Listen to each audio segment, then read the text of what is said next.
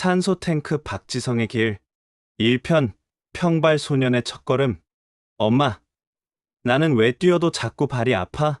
작고 여린 소년은 공을 차는 친구들을 멀리서 지켜봤다. 뛸 때마다 발바닥이 욱신거렸고 오래 달리면 다리가 저려왔다. 병원에서는 평발이라는 진단이 내려졌다. 발바닥에 아치가 없어 충격을 흡수하지 못하고 고스란히 통증으로 이어지는 병.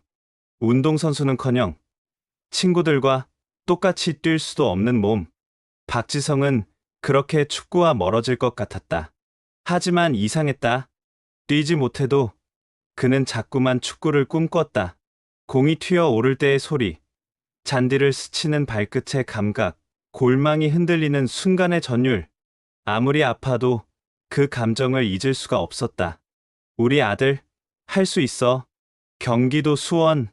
박지성의 부모는 그를 위해 모든 걸 걸었다. 아버지 박성종 씨는 도축업을 하며 생계를 이어갔지만 아들의 꿈을 위해 그 일을 접었다. 대신 아들의 경기를 따라다녔다. 새벽같이 차를 몰고 경기장으로, 저녁엔 훈련장으로. 기름값이 부담돼도 끼니를 건너뛰어도 지성이의 발걸음엔 항상 부모의 그림자가 있었다. 중학교 때까지도 지성은 눈에 띄지 않았다.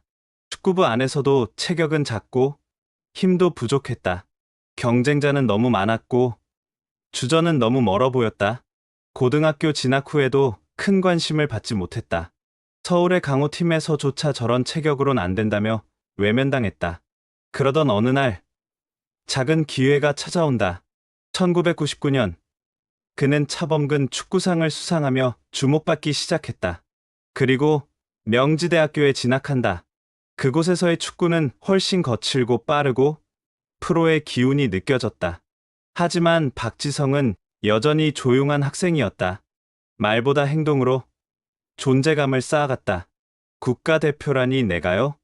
2000년 HBS컵 청소년 대표팀 명단에 그의 이름이 올랐다. 그러나 정작 그는 감독의 기억에도 남지 않는 선수였다. 몸싸움도 약했고 슛도 평범했다. 다만 한 가지, 숨이 멎도록 뛰었다. 대표팀 트레이닝 도중 박지성은 쓰러질 정도로 운동량을 쏟아부었다. 그리고 어느 날 드디어 코치진이 입을 열었다. 쟤는 이상하게 경기를 바꾸네? 없어서는 안 될 애야. 그 작은 가능성은 곧 현실이 되었다. 2000년 4월 박지성은 성인 국가대표팀에 깜짝 발탁된다. 기회는 일본에서 왔다. 2000년 AFC 아시안컵 예선. 생소한 얼굴, 박지성. 팬들은 물론 팀 동료조차 그의 실력을 의심했다. 그러나 그는 특유의 지능적인 움직임과 커버 플레이로 경기 흐름을 읽었다. 그의 헌신과 침묵 속의 존재감은 차범근 감독의 눈에 확실히 들어왔다. 그를 주목한 곳은 J리그 교토 퍼플상가였다. 일본 진출이라는 낯선 길, 문화도, 언어도 모든 게 낯설었다. 하지만 박지성은 지금이 아니면 기회는 없다는 듯 훈련장을 지켰다. 훈련 끝나고도 혼자 남아 크로스와 슛을 반복했고 웨이트장에서 묵묵히 시간을 보냈다. 일본 현지 언론은 그를 작은 한국인 선수라 불렀지만 얼마 지나지 않아 경기를 바꾸는 중원 사령관이라 칭했다. 그리고 2002년의 서마, 2002년 한일 월드컵을 앞두고 박지성은 히딩크 감독의 부름을 받는다. 감독은 그에게 전술적 융통성과 전방 압박 능력을 요구했다. 하지만 사람들은 여전히 불신했다. 그 체력으로 세계 무대를 어떻게 버티나? 기껏 일본 J리그 출신인데. 그러나 박지성은 묵묵히 준비했다. 하루에도 수십 번 영상을 돌려보며 상대 선수의 패턴을 익혔고 회복 훈련에도 누구보다 먼저 나섰다. 훈련장 한켠엔 항상 땀에 젖은 유니폼 하나가 더 있었다. 박지성의 것이다. 그리고 그를 향한 비웃음은 딱 한순간에 침묵으로 바뀌었다. 산소 탱크 박지성의 길 2편 태극기의 아이. 유럽의 문을 두드리다. 2002년 포르투갈전의 기적. 2002년 6월 14일 인천 문학경기장. 조별리그 마지막 경기, 한국 vs 포르투갈. 비기기만 해도 16강. 하지만 상대는 루이스 피구가 버틴 유럽의 강호였다. 전반 27분, 황선홍의 골, 그리고 후반 25분, 역사에 남을 한 장면이 탄생했다. 홍명보의 롱패스를 받은 박지성. 공이 높게 튀었고 그의 어깨 너머로 수비가 따라붙는다. 왼쪽 가슴으로 볼을 죽인 뒤 오른발로 살짝 띄우며 방향을 바꾸고 왼발 슛. 볼은 골키퍼 다리 사이로 굴러 들어갔다. 잠시 정적이 흐르고 대한민국이 터졌다. 박지성은 유니폼을 걷어올리며 두 팔을 벌렸다. 그의 눈엔 눈물이 맺혀 있었다. 박지성을 외치던 해설자의 목소리는 곧 대한민국의 환호성으로 뒤덮였다. 그날 이후 그는 더 이상 눈에 띄지 않던 선수가 아니었다. 그는 국가의 상징, 국민의 자랑이 되었고 세계가 주목하는 선수가 되었다. 유럽의 선택, PSV, 에인트호번. 히딩크 감독은 월드컵 후 네덜란드 클럽 PSV 에인트호번 감독으로 복귀한다. 그리고 망설임 없이 박지성을 영입한다. 함께 활약했던 이영표도 동반 이적했다. 하지만 유럽의 문은 그리 쉽게 열리지 않았다. 초반엔 언어 장벽, 문화 차이, 낯선 기후, 낯선 음식, 그리고 무엇보다 무릎 통증, 정강이뼈와 슬개골 사이, 미세한 염증과 연골 손상. 처음엔 참고 뛰었지만 점점 더 심해졌다. 결국 몇 달간의 치료와 재활, 팀 내 입지도 흔들렸다. 네덜란드 언론은 비아냥댔다. 히딩크의 감성 영입, 한국 마케팅용 선수. 팬들은 그가 뛰는 경기에서 술병을 던지기도 했다. 자신감을 잃어가던 시기, 히딩크는 그를 불렀다. 말없이 훈련 영상을 보여줬다. 그리고 단 한마디. 지성이, 내가 다시 보여줄 때야. 그는 또다시 달리기 시작했다. 재활 후 복귀. 박지성은 매 순간을 전투처럼 뛰었다. 볼이 없는 곳에서도 끊임없이 움직였고 수비도 공격도 빈틈없이 메웠다. 기술은 부족했지만 전술 이해도는 압도적이었다. 그리고 결정적인 경기, 2004년 UEFA 챔피언스리그 AC 밀란과의 4강전. 세계 최고급 팀을 상대로 박지성은 팀 내 최고 평점을 받는다. 관중은 그의 이름을 외치기 시작했다. 파크 지성, 파크 지성. 그를 조롱하던 팬이 그를 응원하고 있었다. 퍼거슨의 전화. 2005년 여름, 맨체스터 유나이티드의 전설적인 감독 알렉스 퍼거슨은 박지성에게 전화를 건다. 맨유에 와라. 너 같은 선수가 필요하다. 이적료는 약 400만 파운드, 당시 한화 약 80억. 한국 팬들은 놀랐다. 맨유의 아시아 선수가 진짜 뛸 수 있을까? 그러나 퍼거슨은 믿고 있었다. 그는 단순한 체력 자원이 아니라 전술의 퍼즐 조각이었다. 박지성은 말했다. 내가 갈 수 있는 가장 높은 곳을 택하고 싶었습니다. 그게 맨체스터 유나이티드였습니다. 붉은 악마의 유니폼. 2005년 8월 13일 맨유 데뷔 전 에버튼과의 경기.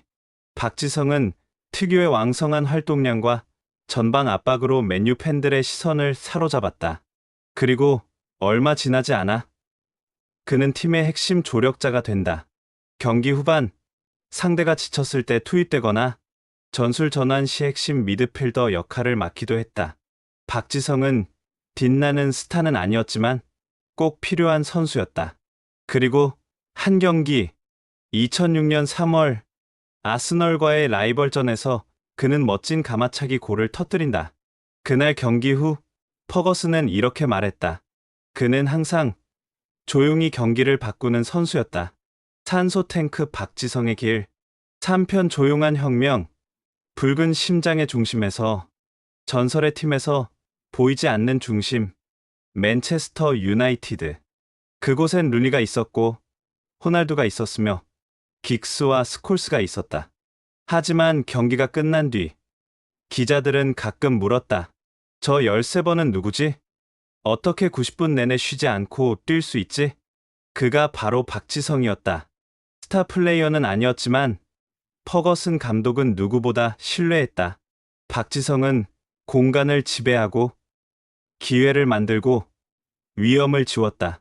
그의 축구는 기록에 남지 않아도 경기에 남았다. 2008년 UEFA 챔피언스리그 결승. 박지성은 4강까지 주전으로 활약했지만 결승 무대에선 제외되었다. 그때 박지성은 묵묵히 벤치에 앉아 경기를 지켜봤다. 우승 세레머니에서 동료들이 하나둘 트로피를 들고 환호할 때 박지성은 조용히 그들 뒤에 서 있었다. 퍼거슨 감독은 훗날 그날을 후회하며 말했다. 내 커리어에서 가장 후회되는 결정 중 하나다. 박지성을 결승에 내보내지 못한 것. 차별의 벽, 침묵의 반격. 그의 활약에도 불구하고 유럽 내 일부 팬들은 아시아 선수를 온전히 받아들이지 않았다. 박지성의 이름은 조롱 섞인 응원가에 사용되었고 언론은 종종 그를 마케팅용 선수로 다뤘다. 하지만 그는 단 한 번도 정면으로 분노하지 않았다. 그는 단지 계속 뛰었다. 모두가 혀를 내두를 만큼 90분 내내 뛰고 그 다음날 더 먼저 훈련장에 나왔다. 그리고 경기가 끝나고 기자들이 물었다. 그렇게까지 뛰어야 하나요? 그는 고개를 끄덕이며 대답했다. 그렇게까지 해야 하니까요. 저는 그렇게 해서 여기까지 왔으니까요. 아시아인 최초의 주장. 2010년 퍼거슨 감독은 맨유의 리그 경기에서 박지성을 주장으로 임명한다. 전통의 강호 맨체스터 유나이티드에서 비유럽권 선수 최초의 주장. 그날 경기에서 그는 골까지 터뜨린다. 그리고 경기 후 그가 주장 완장을 내놓을 때 관중석에서 박수가 터졌다. 그는 조용히 그러나 분명히 역사를 쓰고 있었다. 그는 단순한 선수 그 이상이었다. 수많은 아시아 청소년 선수들의 우상이자 차별과 편견에 맞서는 하나의 상징이었다. 태극기의 자랑, 세계를 울리다. 그는 대표팀에서도 전설이 되었다. 2002년 포르투갈전 결승골, 2006년 프랑스전 동점골, 2010년 그리스전 선제골, 아시아 선수 최초 월드컵 3회 연속골. 그는 개인을 넘어서 한 시대, 한 대륙의 상징이 되었다. 경기가 끝나고 태극기를 가슴에 품은 채 그는 관중석을 올려다봤다. 조국의 응원이 먼 타지에서도 들리는 듯했다. 국가대표라는 건 기술보다 마음이 먼저여야 한다고 생각합니다. 뛰는 이유요? 제가 자란 이 나라를 위해서죠. 그리고 무릎, 조용한 비명. 그러나 영광의 뒤편엔 통증과 싸움이 있었다. 그의 무릎은 오랫동안 금이 가 있었다. 재활과 훈련을 병행하며 그는 통증을 관리하는 법을 배워야 했다. 경기 끝나면 얼음찜질, 밤에는 물리치료, 원정버스에선 무릎을 펴지 못하고 잠을 자야 했다. 의사는 말했다.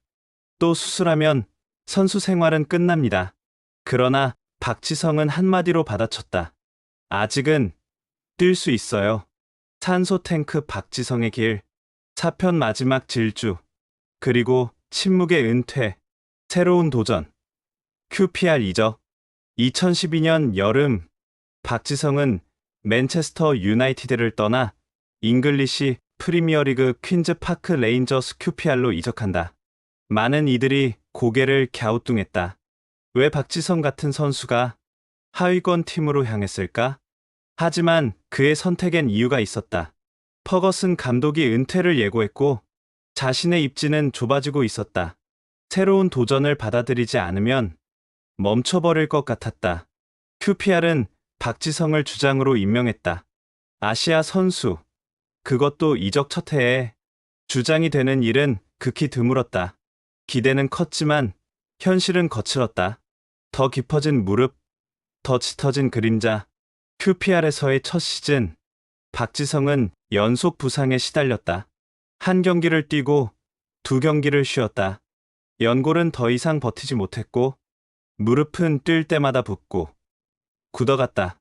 한때 그라운드를 종횡무진 누비던 박지성이 이제는 벤치에서 경기를 지켜보는 시간이 더 많아졌다. 팬들은 실망했고 언론은 은퇴가 머지않았다고 했다. 그는 묵묵히 훈련장을 나섰다. 경기를 못 뛰어도 그라운드를 떠나는 법은 몰랐기 때문이었다. PSV 복귀 마지막 불꽃 2013년 그는 친정팀 PSV로 임대 복귀한다. 그라운드에서 마지막으로 불꽃을 피우기 위해. 하지만 현실은 냉정했다. 한 경기, 또 한 경기. 통증은 예전보다 훨씬 심했다. 그리고 어느 날 그는 벤치에서 무릎을 붙잡고 고개를 숙였다. 이제는 정말 안 되는구나. 몸은 더 이상 마음을 따라오지 않았다. 2014년 조용한 은퇴 선언. 2014년 5월 대한민국 언론을 통해 박지성은 공식 은퇴를 선언한다. 기자회견은 조용했고 담담했다. 두 번의 무릎 수술, 그리고 끝나지 않는 통증. 제 몸은 더 이상 축구를 허락하지 않았습니다. 눈물은 없었다. 그러나 그의 말끝엔 긴 시간의 이별이 묻어 있었다. 기자들은 질문을 멈추지 않았다. 가장 기억에 남는 경기가 무엇인가요? 후회는 없나요? 그는 잠시 고개를 떨구고 웃으며 말했다. 가장 기억에 남는 건 제가 축구를 시작한 그날입니다. 새로운 시작, 다시 축구 안으로. 은퇴 후 그는 자신이 받은 사랑을 다음 세대에 되돌리기로 결심한다. 대한축구협회 유스전략본부장, 전북현대 테크니컬 디렉터, 그리고 맨유 글로벌 앰버서더. 그는 다른 이름으로 다시 축구장에 섰다. JS 재단을 설립해 청소년 축구 환경 개선에 나섰고 지도자 양성에도 힘을 쏟았다. 그는 선수보다 더 바쁜 은퇴 후의 박지성으로 살아가기 시작했다. 그리고 한마디, 한 유소년 축구선수가 그에게 물었다. 형은 왜 그렇게 열심히 뛰었어요? 박지성은 망설이지 않았다. 누가 봐주지 않아도 난 내가 뛰는 걸 알고 있었거든. 그리고 뛰다 보면 언젠간 누군가는 알아봐. 산소 탱크 박지성의 길. 5편 이름 없는 별이 남긴 빛. 다시 시작된 질문. 당신은 여전히 축구선수입니까? 은퇴 후 몇 해가 지난 뒤에도 박지성에게는 이런 질문이 자주 쏟아졌다. 그는 웃었다. 몸은 떠났지만 마음은 남아있죠. 저는 지금도 축구선수예요. 단지 유니폼 대신 셔츠를 입었을 뿐이죠. 이제 그는 뛰는 선수가 아닌 키우는 사람이 되었다. 축구를 다시 바꾸기 위해 2017년 그는 대한축구협회 유소년 전략본부장으로 임명된다. 그는 스타가 아닌 시스템을 바꾸고자 했다. 스타 한 명 나오는 게 중요한 게 아닙니다. 누구든 잘하면 뛸 수 있는 기회의 환경을 만들어야 해요. 그는 전국을 다니며 유소년 시스템을 점검하고 잔디 상태부터 샤워실 위생까지 꼼꼼히 체크했다. 좋은 선수가 아니라 좋은 사람이 먼저 돼야 한다는 신념. 그는 그것을 한국 축구의 철학으로 만들고자 했다. 그리고 전북 기술과 철학을 입히다. 2021년 그는 전북 현대의 테크니컬 디렉터로 부임한다. 감독은 아닌가요? 라는 질문에 그는 고개를 저었다. 전략을 세우고 축구를 설계하는 사람이 되고 싶었어요. 우리가 앞으로 어떻게 축구를 해야 할지 그 방향을 잡고 싶었어요. 그는 유럽식 시스템을 도입했고 데이터 분석, 체력 관리, 피로 회복에 이르기까지 축구단 전체를 새롭게 바꿔갔다. 박지성의 전북은 단순히 승리가 아닌 미래를 준비하는 클럽이 되었다. 아이들에게 남긴 말. 어느 날 초등학교 축구부 아이들과의 만남. 한 아이가 물었다. 형, 저 키도 작고 느려서 포기할까 봐요. 박지성은 조용히 다가가 자신의 운동화를 벗어 보여주었다. 평발용 깔창이 들어간 운동화, 오래된 발톱 자국, 그리고 무릎 보호 테이프 자국들. 나도 그랬어. 나도 작았고, 느렸고, 평발이었어. 하지만 하나만 있었지. 포기하지 않았다는 거. 아이의 눈이 커졌다. 그날 이후 그 아이는 누구보다 먼저 운동장을 돌았다고 한다. 조용히 사라지는 별. 박지성은 여전히 겉으로 나서지 않는다. 광고도, 인터뷰도 드물고 SNS조차 없다. 그러나 누군가가 어려움에 처했을 때면 조용히 후원했고 JS재단을 통해 수많은 아이들에게 장학금을 전달했다. 그는 늘 보이지 않는 자리를 택했다. 현역 때와 다르지 않게 세상이 화려한 스타를 쫓을 때 그는 늘 조용한 별빛처럼 누군가의 밤을 밝혀주고 있었다. 그리고 끝나지 않은 질주. 시간이 흘러도 사람들은 여전히 묻는다. 왜 박지성은 특별했을까? 그는 말하지 않는다. 그저 땀과 시간과 행동으로 증명했을 뿐이다. 그리고 그의 뒷모습을 따라 걷는 수많은 아이들이 있다. 누군가는 다시 이렇게 말할 것이다. 나도 박지성처럼 뛰고 싶어요. 에필로그 아시아의 별이 남긴 것. 박지성은 축구 선수로서 전설이다. 하지만 그보다 더 위대한 것은 그가 사람들에게 남긴 희망이다. 그는 불가능에서 가능을 만들었고 편견 앞에서 침묵으로 저항했으며 눈에 띄지 않던 자리가 얼마나 위대한 자리일 수 있는지를 증명했다. 그리고 우리에게 남긴 가장 단순하고도 강한 메시지. 포기하지 마. 뛰는 사람은 결국 빛날 수 있어.